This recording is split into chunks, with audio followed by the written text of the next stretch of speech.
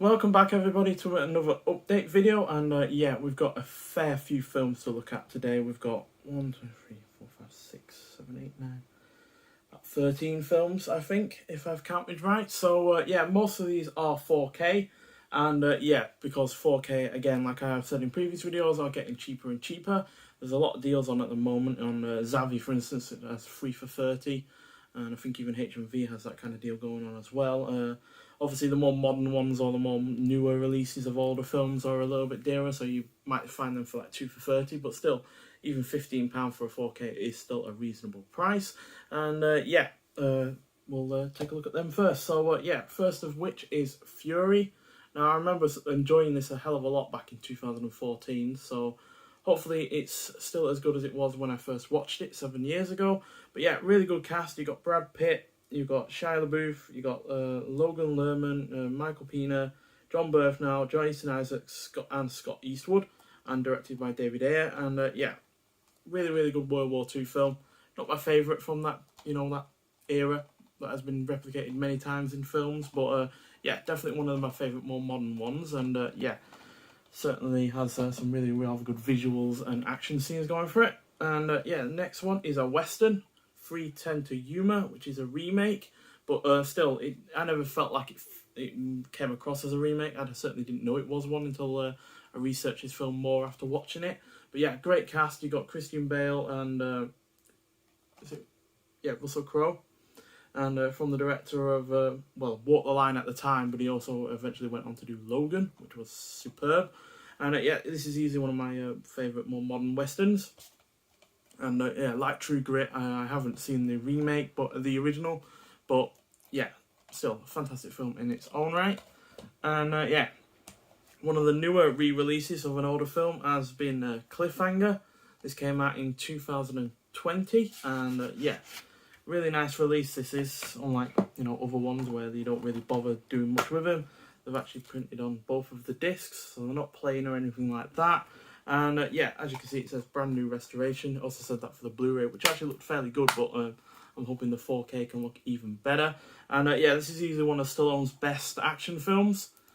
Probably my favourite outside of Rambo, actually, the first one. So yeah, this is a cracking film, and it's got one of the best stunts ever, where a guy repels from one plane to another in midair, for real.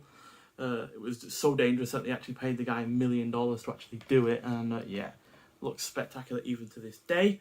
And then we have 3 bangers from Keanu Reeves, 3 of his more recent ones.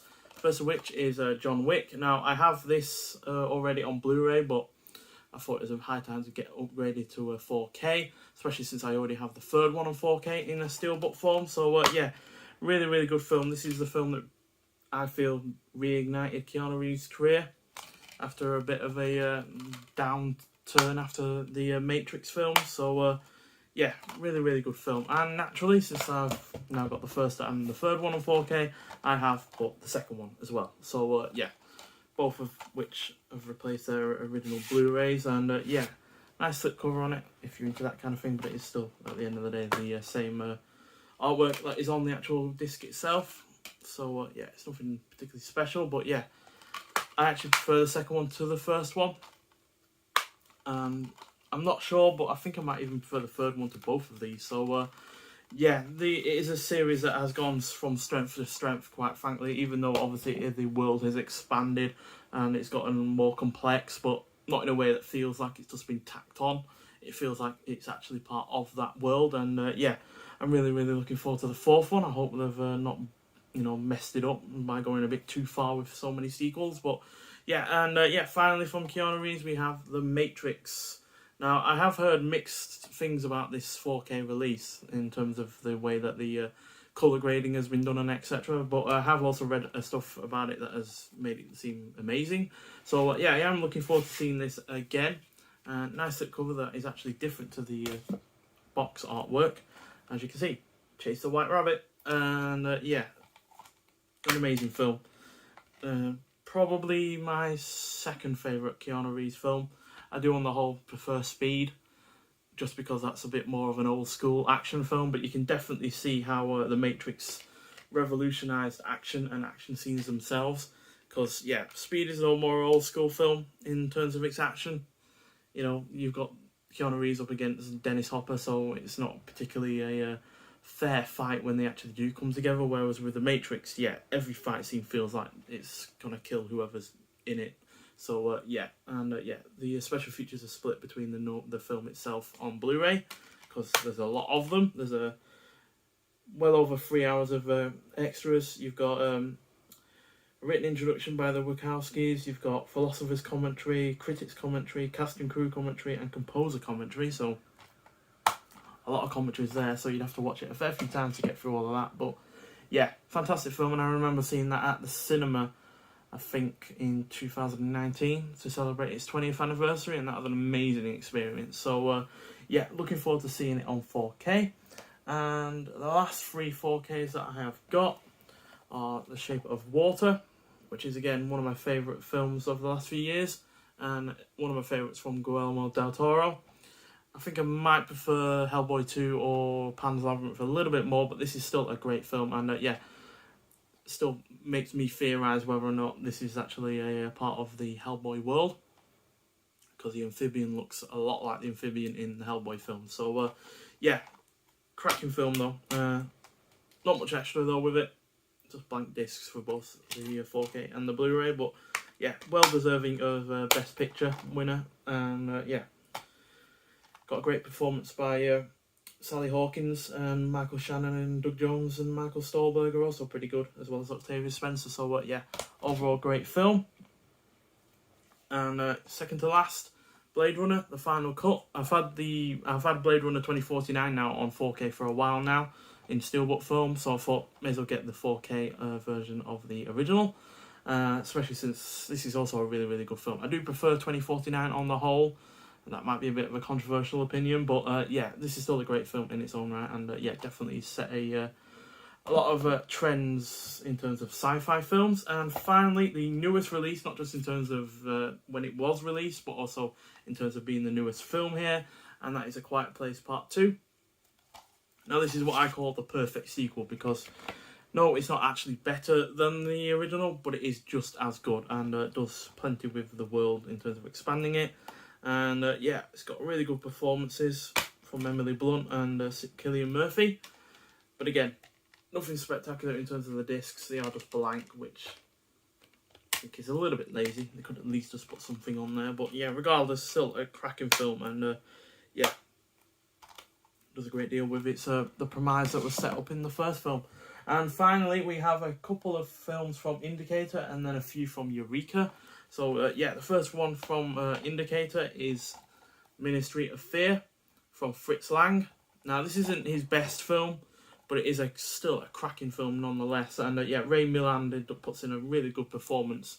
And yeah, it's one of my favourite performances from him that I've seen. I also did really rather like him in The Man with X-Ray Eyes. But yeah, this is still a really, really good film. And yeah, a lot more brutal than I expected for a film from, when was it, 1944? Yeah, and it's only 87 minutes long as well, so it's not exactly a lengthy film to be watching. And then one of the few films that I have yet to get from Vincent Price, but I thought I may as well get it, even though it's not my absolute favourite from him, as it feels like a bit of a rip-off of House of Wax in terms of the premise and all that lot. But still, The Mad Magician, starring Vincent Price, like I said, and yeah, really, really good, solid film, but a bit of a lesser version of House of Wax in a lot of ways, because yeah, Vincent Price basically gets his work stolen from him, so he ends up going mad and trying to get revenge. A bit like House of Wax, where his museum gets burnt now for the insurance, and he ends up going mad and trying to get revenge on the person that did that. So it is a little bit similar in that regard, but still a solid film, and yeah, one of those Vincent Price ones that I was desperate to get. And it comes with a really nice booklet as well. There's Vincent Price as the Mad Magician with Eva Gabor, I think it is, next to him. Can't remember, it has been a while. And then director, who directed it again? John Bram on the back there. So yeah, nice booklet. Got some write-ups about it, and then all of the cast and crew mentioned as well. And yeah, one of the posters there, which is really rather nice and simple, but I like it. Wear the mask of the Mad Magician. Oh no, it's actually cut out. Oh, that's cool. kind of like a precursor to the gimmicks that William Castle would do with Vincent Price, which is nice. And yeah, there's a couple of shots from the film. And yeah, it's also got a couple of Three Stooges shorts as well, Spooks, and which is 15 minutes long, and Pardon My Backfire, which is 16 minutes long, and then both of them are also available in 3D as well as 2D. So that is a nice extra. There are a lot of Three Stooges extras on a lot of these films that I've bought over the last year or so. So I will eventually get through them because there are a lot of them and it seems a bit of a waste to not bother with them. And then we have films from Eureka. And one of my favourite Japanese films of late has been Cure from 1997. And yeah, really, really tense, really rather quite brutal film at times. Film that basically deals with a series of murders that have been committed by ordinary people who claim to have had no control over their horrifying actions. Following the only link, a mysterious stranger who had brief contact with each perpetrator and their victim, Detective Kenichi Takabe, played by Koji Yakusha, who was also in Tokyo Sonata and 13 Assassins, yet to see those, places his own sanity on the line as he tries to end the wave of inexplicable terror. And even Bong Joon-ho, who obviously did the whole Snowpiercer and Parasite, called it a deeply unsettling masterpiece of its genre. And yeah, this is actually the premiere release of this film in the UK on Blu-ray. So yeah, really looking forward to seeing this again, and I highly recommend it. If you're into you like your Ringu and The Grudge and stuff like that, then you will probably really enjoy this. But as far as I'm concerned, this is up there with the best. So yeah, highly recommend it. And then we have also one of the best film noirs, and that is Crisscross, starring the great Burt Lancaster and Dan Diarra. Dan Diarra, I think that's how you say it, has been a great villain in a numerous amount of film noirs that I've seen, and yeah, he's really rather superb in this. And this has one of the most brutal endings in any film noir that I've seen.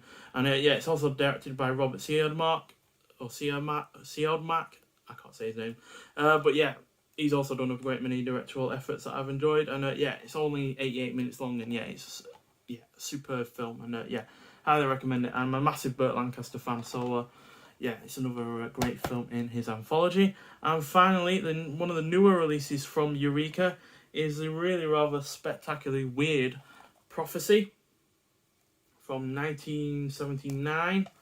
Crisscross, by the way, was from 1949, by the way, so this is 30 years newer than that film. And yeah, a mad film in a lot of ways. And yeah, the 15 rating does this no justice, quite frankly, because it feels a little bit more violent than that at times. And yeah, it's basically a creature run amok kind of film. So kind of like, Jaws. A lot of films came out around that time, like Jaws, after Jaws came out released, because it was a massive success, and any film that can latch onto even a few % of that success would have been a hit. So yeah, but I think this does enough different from that film to really justify its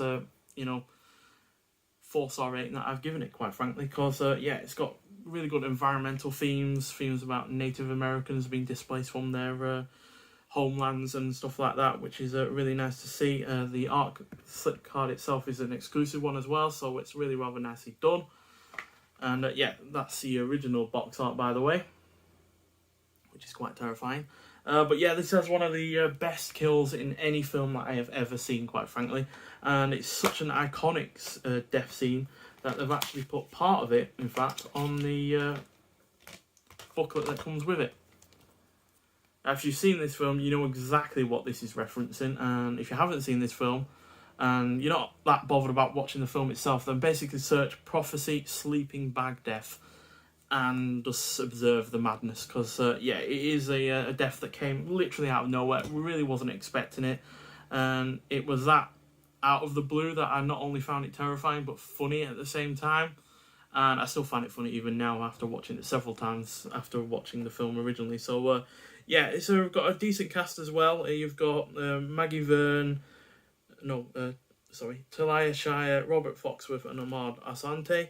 And yeah, it's directed by John Frankenheimer, who again is one of my favourite directors, so that alone hooked me in, never mind the fact that I do like creature run amok films.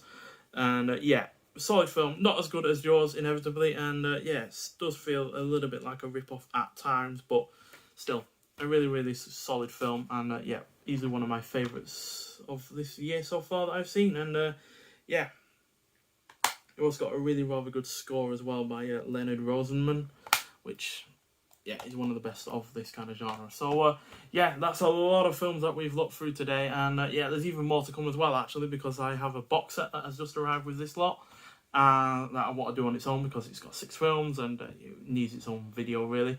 And yeah, then we've got another box set coming out next week. We've got the Cold War Creatures box set, and then we've got a whole host of other things coming as well in the next week or so. So yeah, I hope you've enjoyed these films, or at least looking at them, and if you've seen any of them, I'd like to hear your opinion on them. I'm pretty sure probably The Matrix and Quiet Place Part 2 are probably the most popular out of those lot, but regardless, great amount of films, really bumped up my whole collection, especially in terms of 4Ks, but now I'm over 700 films in terms of physical ownership, so yeah, been a great month so far. But nonetheless, thanks for watching, and I'll see you in the next one. Bye.